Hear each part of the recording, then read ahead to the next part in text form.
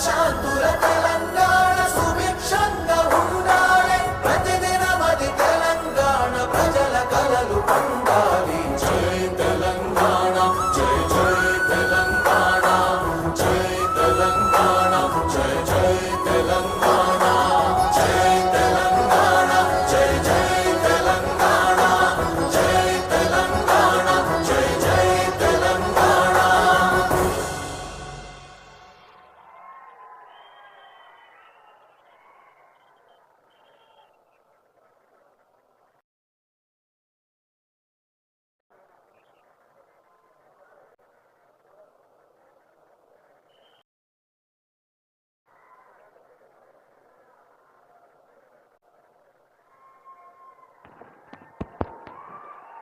సభకు నమస్కారం. ఈరోజు ఉమ్మడి ఖమ్మం జిల్లాలోని కాంగ్రెస్ కుటుంబ సభ్యులు ముఖ్యంగా గడిచిన కొన్ని రోజుల క్రితం అద్భుతంగా గ్రామ పంచాయతీ ఎన్నికల్లో కాంగ్రెస్ శ్రేణులంతా కష్టపడి అత్యధిక సీట్లు గ్రామ పంచాయతీలు కాంగ్రెస్ పార్టీ అభ్యర్థుల్ని గెలిపించుకున్నాం. దాంట్లో కష్టపడ్డ ప్రతి ఒక్క కాంగ్రెస్ కుటుంబ సభ్యుడికి మనస్ఫూర్తిగా కృతజ్ఞతలు తెలియజేసుకుంటూ ఏవైతే రాబోయే మున్సిపల్ కార్పొరేషన్ ఎన్నికలు కూడా అతి కొద్ది రోజుల్లో రానున్నాయి. ఈ ఎన్నికల గురించి ఉద్దేశించడానికి ఈ కార్యక్రమానికి ముఖ్య అతిథిగా విచ్చేసిన మనందరి అభిమాన నాయకులు రాష్ట్ర ముఖ్యమంత్రి వర్యులు గౌరవనీయులు రేవంత్ రెడ్డి గారికి, అదే రకంగా ఈ జిల్లా వాస్తవ్యులు రాష్ట్ర ఉప ముఖ్యమంత్రి వర్యులు ఫైనాన్స్ శాఖ మంత్రివర్యులు పెద్దలు బట్టి విక్రమార్క గారికి, అదే రకంగా మరొక మంత్రివర్యులు ఖమ్మం శాసనసభ్యులు తుమ్మల నాగేశ్వరరావు గారికి, అదే రకంగా ఒక మంచి వరాన్ని ఒక పాలేరు నియోజకవర్గానికే కాకుండా నాగార్జున సాగర్కు పాలేరు నుంచి డౌన్ స్ట్రీమ్ నున్న సుమారు 1,50,000 ఎకరాలకి నాగార్జున సాగర్ ఆయకట్టుని స్టెబిలైజేషన్ చేసే దాంట్లో ఏ నీరైతే వృధాగా బంగాళాఖాతంలో కలిసే మున్నేరు నీటిని గ్రావిటీ కెనాల్ పద్ధతి ద్వారా సుమారు 9.6 కిలోమీటర్ల పొడుగు తవ్వి ఆ కాలువని నీటిని పాలేరులో వేసే కార్యక్రమాన్ని చొరవ చూపి గౌరవ ముఖ్యమంత్రి గారిని ఉప ముఖ్యమంత్రి గారిని ఒప్పించిన రాష్ట్ర నీటిపారుదల శాఖ మంత్రివర్యులు పెద్దన్న ఉత్తమ్ కుమార్ రెడ్డి గారికి, ఈ జిల్లా ఇన్ఛార్జి మంత్రివర్యులు నా సోదరులు మిత్రులు వాకాటి శ్రీహరి గారికి, వేదిక మీద ఉన్న సహచర శాసనసభ్యులు వైరా శాసనసభ్యులు రామదాస్ నాయక్ గారికి, సత్తుపల్లి శాసనసభ్యులు రాగమయ్య దయానంద్ గారికి, అశ్వరావుపేట శాసనసభ్యులు ఆదినారాయణ గారికి, పెనుపాక శాసనసభ్యులు పాయం వెంకటేశ్వరరావు గారికి, భద్రాచలం శాసనసభ్యులు తల్లం వెంకటరావు గారికి, ఇల్లెందు శాసనసభ్యులు మిత్రులు కోరం కనకయ్య గారికి, అదే రకంగా 2 జిల్లాల నుంచి పార్టీ అధ్యక్షులు ఇద్దరు వచ్చారు, డిసిసి అధ్యక్షులు వారికి, వారి కార్యవర్గ సభ్యులకి, అదే రకంగా కార్పొరేషన్ చైర్మన్లకు, సీఎం ఆఫీసు సీఎం గారికి ఇన్ఛార్జిగా ఉన్న నరేందర్ రెడ్డి గారికి, వేదిక మీద అతిరథ మహారథులు ముఖ్యమైన కాంగ్రెస్ పార్టీ కుటుంబ సభ్యులు అతిరథ మహారథులు అందరూ ఉన్నారు. వారికి ఈ కార్యక్రమంలో పాలు పంచుకుంటున్న నా కాంగ్రెస్ కుటుంబ సభ్యులు మిత్రులారా, ప్రింట్ అండ్ ఎలక్ట్రానిక్ మీడియా మిత్రులకు కూడా మనస్ఫూర్తిగా హృదయపూర్వక నమస్కారం. చాలా సంతోషం. అద్భుతంగా గ్రామ పంచాయతీల్లో ఎలానైతే ఫలితాలు ఇచ్చారో మున్సిపల్ ఎన్నికల్లో కూడా అద్భుతమైన ఫలితాలు తప్పకుండా మీ అందరి కష్ట ఫలితంగా ఈ ఉమ్మడి ఖమ్మం జిల్లాలో 7 మున్సిపాలిటీలు ఒక కార్పొరేషన్కి ముందు పీరియడ్ అయిపోయింది. వాటిలో ఎన్నికలు జరుగుతున్నాయి.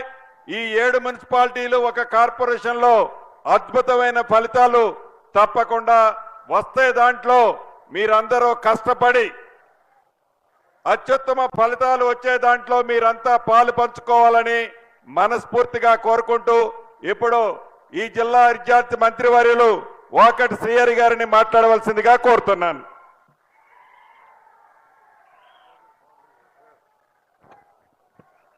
సభా అధ్యక్షులు పెద్దలు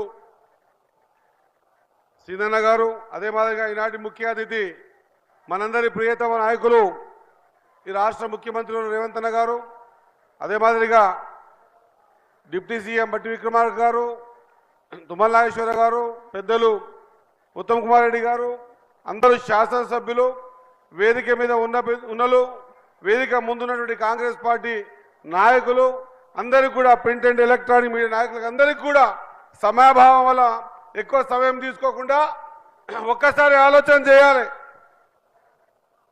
ఏ విధంగా అయితే మున్నేరుకెంచి పాలేరులో నీళ్ళు ఎత్తిపోసే కార్యక్రమాన్ని తీసుకొని అతి తక్కువ ఖర్చుతో ఎక్కువ ఎకరాలకు నీళ్ళు ఇచ్చేటువంటి కార్యక్రమం ఒకవేళ నిజంగా కూడా ఆనాడు బీఆర్ఎస్ పార్టీ చేసి మున్సిపల్ ఎన్నికల సన్నాహక సమావేశానికి ముఖ్య అతిథిగా విచ్చేసినటువంటి గౌరవనీయులు రాష్ట్ర ముఖ్యమంత్రి వర్యులు రేవంత్ రెడ్డి గారికి, సభాధ్యక్షులు పాలేరు శాసనసభ్యులు శ్రీనివాసరెడ్డి గారికి, సహచర మంత్రివర్యులు ఆర్థిక మంత్రి బట్టి గారికి, నీటిపారుదల శాఖ మార్చులు ఉత్తమ్ గారికి, ఇన్ఛార్జి మంత్రివర్యులు శ్రీహరి గారికి, ప్రియమైన పార్లమెంటు సభ్యులు, శాసనసభ్యులు, కార్పొరేషన్ చైర్మన్లు, ముఖ్య నాయకులు, పత్రికా విలేకరులు, పెద్దలందరికీ హృదయపూర్వక నమస్కారం.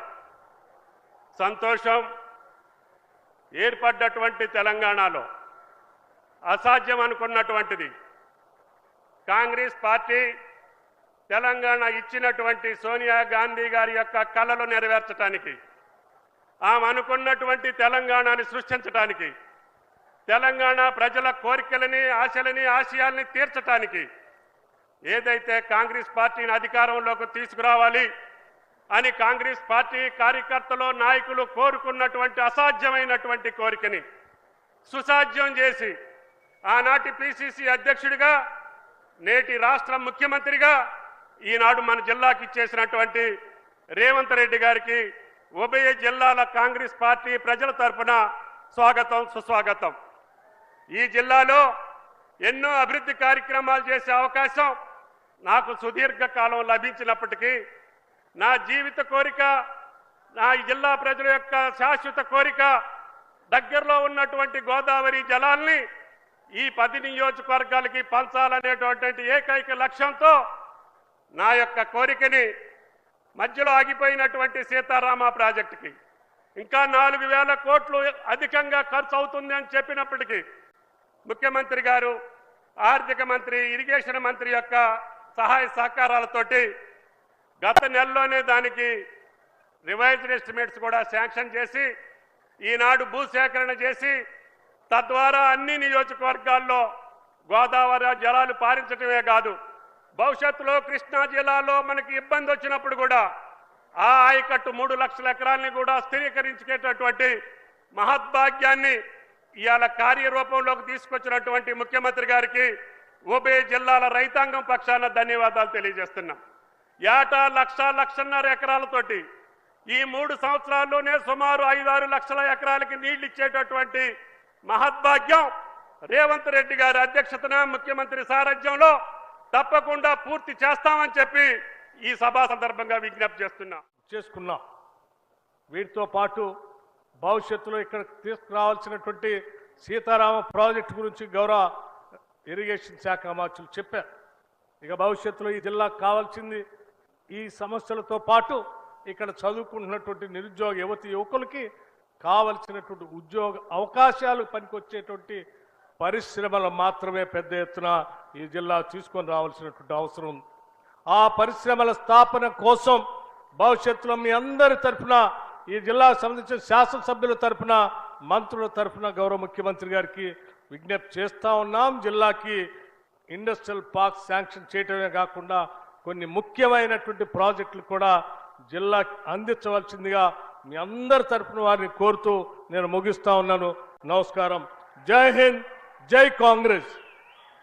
అట్లాగే ఇంట్లో మేమందరం కూడా కష్టపడతామని ఈ వేదిక ద్వారా మీ అందరికీ తెలియజేస్తూ ఇప్పుడు మనందరి అభిమాన నాయకులు గౌరవ రాష్ట్ర ముఖ్యమంత్రి గారు పేదల పెన్నిధి రేవంత్ రెడ్డి గారిని మాట్లాడవలసిందిగా కోరుతున్నాను.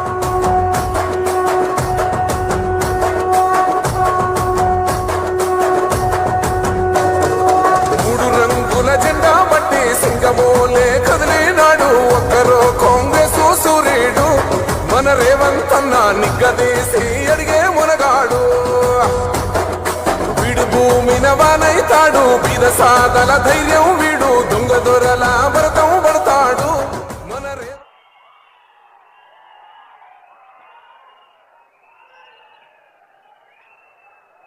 పాలేరు శాసనసభ నియోజకవర్గ పరిధిలో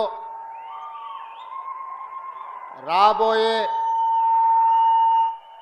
మున్సిపల్ ఎన్నికలకు సంబంధించి సన్నాహక సమావేశాన్ని ఏర్పాటు చేసి మమ్మల్ని ఆహ్వానించిన మిత్రులు, మీ అభిమాన నాయకుడు రెవెన్యూ శాఖ మంత్రివర్యులు పొంగులేటి శ్రీనివాసరెడ్డి గారు,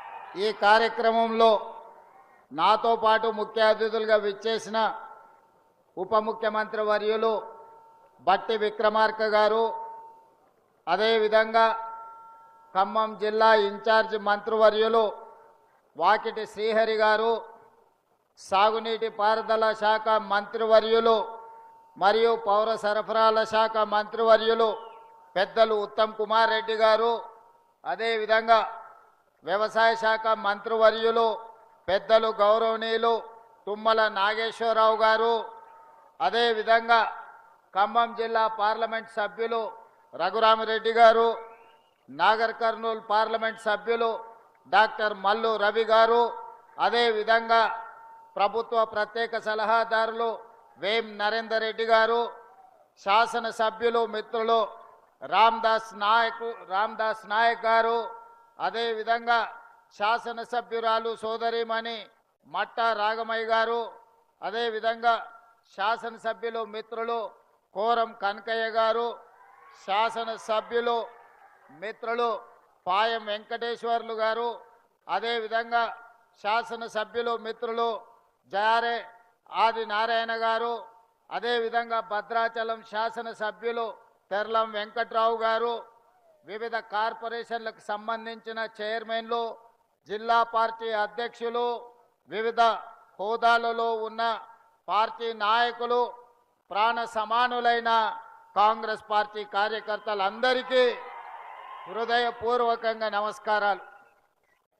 మిత్రులారా, మొట్టమొదటిసారి రాజకీయ ప్రయాణం ఖమ్మం జిల్లా 2007-8 సంవత్సరంలో నేను ఈ జిల్లాకు రావడం జరిగింది. ఆనాడు మధిర శాసనసభ నియోజకవర్గం మాజీ శాసనసభ్యులు కొండవాళ్ళ కోటేశ్వరరావు గారితో కలిసి మధిర శాసనసభ నియోజకవర్గంలో వివిధ గ్రామాలలో పల్లె పల్లె తెలుగుదేశం పార్టీ కార్యక్రమాలు తీసుకొని ముందుకెళ్లడం జరిగింది. ఆ రోజే మొట్టమొదటిసారి మా మిత్రులు బట్టి విక్రమార్క గారి సొంత ఊరు చూడాలి, వారి పెద్దన్న మల్లు అనంతరాములు గారు మా అభిమాన నాయకుడు, ఆ ప్రాంతంలో మా కుటుంబాలకు అత్యంత సన్నిహితుడు అని చెప్పి ఆ గ్రామాన్ని చూడాలన్న ఆసక్తితో స్నానాల లక్ష్మీపురం 2007-8 సంవత్సరంలో ఆ గ్రామానికి వెళ్ళి మల్లు అనంతరాములు గారి ఇల్లు, ఆ గ్రామాన్ని చూడడం జరిగింది. ఆ రోజు నుంచి ఈ రోజు వరకు, ఆ రోజు మొట్టమొదటిసారిగా శాసనమండలి సభ్యుడిగా ఈ ఖమ్మం ప్రాంతానికి నేను రావడం జరిగింది. ఆ రోజు నుంచి ఈ రోజు వరకు దాదాపుగా 19-20 సంవత్సరాలలో ఏ రోజు కూడా ఈ ఖమ్మం జిల్లాకు ఏ కార్యక్రమాలలో వచ్చినా మీరు మనసు నిండుగా ఆశీర్వదించి మీ గుండెల నిండా అభిమానాన్ని ప్రదర్శించి శాసనమండలి సభ్యుడి నుంచి తెలంగాణ రాష్ట్ర ముఖ్యమంత్రిగా బాధ్యతలు చేపట్టే వరకు ఖమ్మం జిల్లా ప్రజలు నిండు మనసుతో ఆశీర్వదించి ఈరోజు ముఖ్యమంత్రి స్థాయికి ఎదగడానికి మీరందరూ అండగా నిలబడ్డందుకు మనస్ఫూర్తిగా మీ అందరికీ ధన్యవాదాలు తెలియజేస్తున్నాం మిత్రులారా. అదేవిధంగా మిత్రులారా, ఈ సందర్భంగా ఇద్దరు గొప్ప వ్యక్తులను సంక్షేమ పథకాలను అమలు చేయడంలో పేదవాళ్ళ గుండెల్లో శాశ్వతంగా చిరస్థాయిగా వాళ్ళ పేర్లు నిలిచిపోయినాయి. వాళ్ళ ఇద్దరిని ఈనాడు మనం స్మరించుకోవాల్సిన అవసరం ఉన్నది. అందుకే ఈరోజు విషాదకరమైన రోజు అన్న నందమూరి తారక రామారావు గారి వర్ధంతి. ఒక గొప్ప నాయకుడు. ఒకనాడు తెలుగు వాళ్ళంటే మదరాసీలని పిలుస్తున్న సందర్భంలో తెలుగువాడి ఆత్మగౌరవాన్ని ప్రపంచానికే చాటి చెప్పిన గొప్ప నాయకుడు నందమూరి తారక రామారావు గారని ఈ వేదిక మీద నుంచి సగర్వంగా నేను తెలియజేస్తున్నా. అదే కాదు, ఆనాడు పేదవాడికి పట్టెడు అన్నం పెట్టాలి, పేదవాడి కడుపు నింపాలి, పేదవాడి కళ్ళల్లో ఆనందం చూడాలి అని ఆనాడు 2 రూపాయలకే కిలో బియ్యం పథకాన్ని ప్రవేశపెట్టి ప్రతి పేదవాడికి తెల్లన్నం తినే అవకాశం ఆనాడు పెద్దలు తారక రామారావు గారు అవకాశం ఇచ్చారు. ఈనాడు ఆ రోజు ఎన్టీ రామారావు గారు ప్రవేశపెట్టిన 2 రూపాయల కిలో బియ్యం పథకాన్ని ఈరోజు ఉత్తమ్ కుమార్ రెడ్డి గారు పౌర సరఫరాల శాఖ మంత్రిగా బాధ్యత చేపట్టిన తర్వాత ఈ పథకాన్ని ఇంకా వినూత్నంగా పేదలకు అందుబాటులోకి తీసుకెళ్లాలి అని దొడ్డు బియ్యం కాదు సన్న బియ్యం ఇవ్వాలి, నాణ్యమైన బియ్యం ఇవ్వడం ద్వారా ప్రతి పేదవాడి కడుపు నింపాలి అని ఈరోజు రాష్ట్రంలో 3,17,00,000 మందికి ప్రతి వ్యక్తికి 6 కిలోలు ఉచితంగా సన్న బియ్యం పథకాన్ని ప్రవేశపెట్టి ఈరోజు ప్రతి పేదవాడిని కడుపు నింపాలి, ప్రతి పేదవాడి ఆకలి తీర్చాలి అని ఈ పథకాన్ని కొనసాగిస్తున్నాం. గత ప్రభుత్వంలో మీకు తెలుసు, రేషన్ కార్డు రావాలి అని అంటే ఉన్నోళ్ళు ఎవరన్నా చనిపోవాలి అనే పరిస్థితి ఉండే. కానీ మన ప్రభుత్వం వచ్చిన తర్వాత ప్రజా పాలనలో లక్షలాది రేషన్ కార్డులు పేదవాళ్ళకు అందించి ఆ రేషన్ కార్డులు ఇచ్చిన ప్రతి వాళ్లకు సన్న బియ్యం పేదవాళ్లకు తీసుకొచ్చి ఇచ్చి పేదవాడి కడుపు నింపే ప్రయత్నం మన ప్రభుత్వం చేస్తున్నది.